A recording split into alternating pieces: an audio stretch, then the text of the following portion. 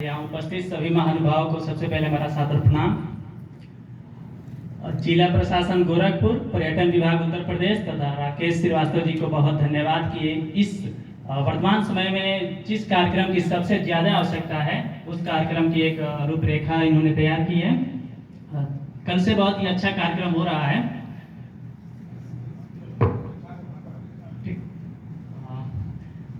रामायण में एक प्रसंग है कि जब श्री राम अयोध्या छोड़कर वन के लिए जाते हैं तो उस समय पूरी राज्य के लोग चाहते हैं कि वे वन ना जाएं, अपने राज्य में ही रहें, यहीं पर शासन करें। पूरी बहुमत उनके विपक्ष में रहती है कि वे ना जाएं वहां पे, अपने राज्य में रह करके यहीं पे राजकाज का काम करें। लेकिन वहां पर वे कहते हैं कि बहुमत हर जगह जरूरी नहीं कि अच्छा ही हो, हमेशा हमें नीति का पालन करना चाहिए। और इस समय मेरा नीति यह है कि मैं बन जाऊं और अपने माता पिता का जो आज्ञा है उसका पालन करूं। तो हमसे पहले जो दो वक्ता आए इन्होंने इसका पूरा ख्याल रखा कि यहाँ पर बहुमत तो खाली कुर्सियों का है, लेकिन इन्होंने अपना पूरा नीति का पालन करते हुए जो बात कहने वाले थे, अगर पूरी सभा भरी रहती तो भी शायद यही बात कहते हैं। बहुत अच्छा लगा। आज जब पूंजीवाद के प्रभाव से परिवार पूरा विघटित होता जा रहा है, इस समय जब हमें कहीं राम कथा सुनने को मिलता है, उसमें मार्मिक प्रसंगें जब आती हैं, तो कोई भी मनुष्य अपने उस संयुक्त परिवार को लेकर के थोड़ा सा मार्मिक हो जाता है और उन्हें याद करने लगता है। वर्तमान समय हमें राम की आदर्श जो स्थापित हुए हैं उन पे चलने की सबसे ज़्यादा आवश्यकता है।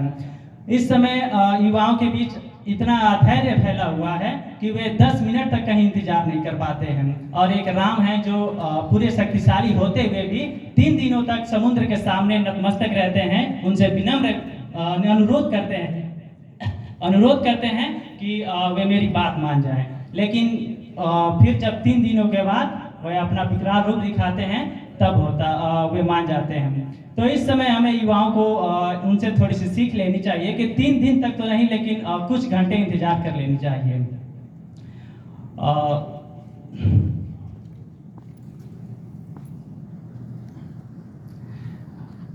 सबसे प्रमुख बात मैं यहाँ पर यही कहना चाह रहा था कि रामायण के बारे में कहा जाता है कि वे सिर्फ बुजुर्गों के लिए ही सबसे ज़्यादा आवश्यक है, जो कि समाज में एक बहुत ही बड़ा भ्रम फैला हुआ है। क्योंकि राम को जब हम पढ़ते हैं, सुनते हैं, जानते हैं तो हमें यही दिखलाई देता है कि राम की कथा पूरी उनकी युवा अवस्था की कहानी रहती है। तो सबसे ज़्यादा रामायण कहने सुनने की आवश्यकता इस समय युवाओं की है। समाज में जो इस समय अस्वस्थता की स्थिति है, उसे अगर हम राम को पढ़ें, सुने तो शायद हम एक स्वच्छ समाज की निर्माण कर सकते हैं। बहुत धन्यवाद।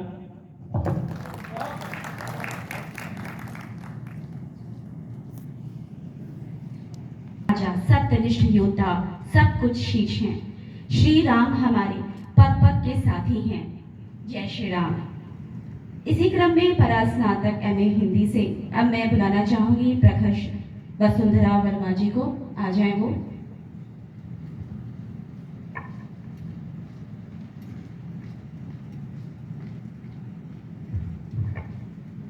सबसे पहले मैं धन्यवाद करना चाहूंगी मैम को कि जो वक्ता और श्रोता को जोड़ता है वो बहुत अच्छा कार्य करता है। और ऐसे तो वक्ता श्रोता जुड़ नहीं पाएंगे, लेकिन जो मैम माध्यम है, और सर आप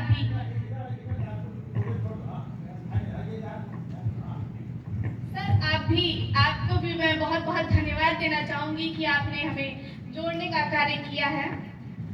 वर्णानामार्थ संघनाम रसानाम छंदसामपि मंगलानाम च कर्तारो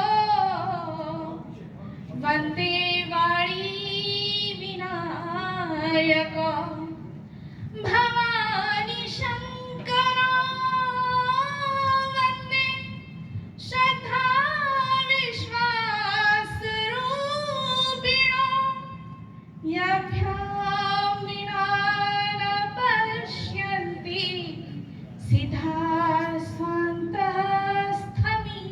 स्वान्तस्थमीश्वरम्। मैं प्रखर वसुंधरा वर्मा ज्ञान की देवी भगवती पार्वती, सरस्वती और प्रथम पूज्य गणेश की वंदना करते हुए श्रद्धा और विश्वास के स्वरूप माता पार्वती और देवादिदेव शिव की वंदना करती हूँ। मैं ज्ञान में नित्य अपने गुरु की वंदना करती हूँ, जिनकी असीम अनुकंपा से और मार्गदर्शन से मुझे आप सभी गणमान्यों के समक्ष आने का सौभाग्य प्राप्त हुआ है। परम आदरणीय अतिथि और चारुशिला मैम, प्रणाम मैम। और मैं अरे फिर भी सर मुझसे बड़े तो यहाँ पे बहुत लोग हैं ना। मैं कार्यक्रम के संयोजक मृदुल स्वभाव के धनी श्री राकेश सिंह जी का सादर अभिनंदन करती हूँ। आज महायोगी गोरक्षनाथ के पावन तपोभूमि पर जिला प्रशासन के सहयोग से पर्यटन विभाग एवं संस्कृति विभाग द्वारा आयोजित कार्यक्रम रामायण कॉन्क्लेव में मैं मेरे, आपके और जन जन के राम पर अपने विचार प्रस्तुत करने जा रही हूँ। राम कथा जिसे संतजन बहुत ही आनंद पूर्वक कहते हैं और सुनते हैं। राम कथा की यह अविरल सरता परम सुख, परमानंद तथा समर्पण के चरमोत्कर्ष पर पहुंचाने में सक्षम है। गोस्वामी तुलसीदास ने भी अपनी एक चौपाई में लिखा है, कीरति भरति बुद्धि फल सोई, सुरसरी सम सब कर हित होई।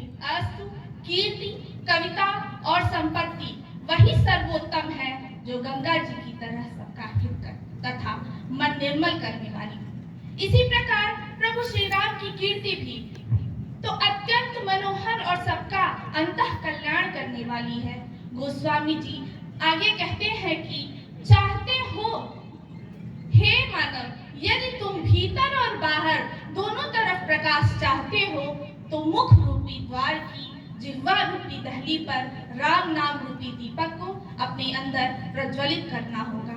इसका यह अर्थ निश्चित रूप से नहीं है कि संसार से वैराग्य की ओर जाना, बल्कि हमें अपने भीतर अपने आराध्य प्रभु श्री राम के सामान्य जीवन जीते हुए अपने हृदय में प्रतिष्ठित करना चाहिए।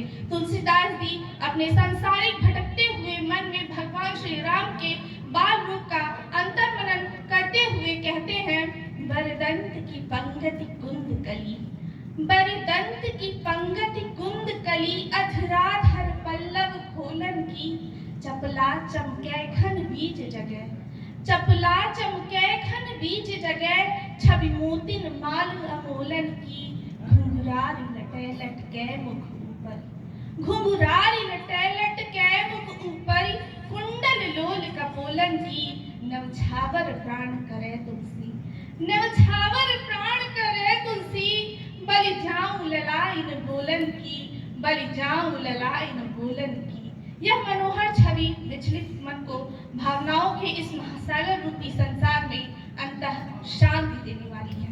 इसी भांति बाल लीलाओं का वर्णन करते हुए राम कथा गोस्वामी जी आगे ले जाते हैं, जिसमें प्रभु श्री राम के क्रियाकलापों द्वारा समर्पण और त्याग की अवधारणा को मानव संसार के हित के लिए दिग्दर्शित करते हैं। त्याग और बलिदान, त्याग और बलिदान के प्रतिमूर्ति के रूप में प्रभु श्री राम को चित्रित किया गया है। यह एक आदर्श चरित्र है, जिसकी अपेक्षा प्रत्येक माता पिता हमेशा करते आए हैं, करते रहेंगे और करते रहेंगे, युगों युगों तक करते रहेंगे। राम सा पुत्र कौन नहीं चाहेगा, राम सा पुत्र कौन नहीं चाहेगा, जिसका राज्याभिषेक होना है और मात्र पिता के कहने भर से वो वन को चले जाते हैं। बिना प्रतिरोध के पिता की आज्ञा का पालन करना पितृभक्ति का ऐसा उदाहरण विरले ही कहीं मिलता है। राम जन जन के हैं, जैसा कि हमारे लोगों में भी लिखा है कि जन जन के राम, तो राम जन जन के हैं, वे शबरी के हैं, वे अहिल्या के हैं, निषाद राज के हैं, सुग्रीव के हैं, वानरों के हैं, दीन दलितों और उपेक्षितों के हैं, सहायकों असहायकों और पीड़ितों के हैं। राम अपने सभी रूपों में समर्पित भाव से परिलक्षित होते हैं।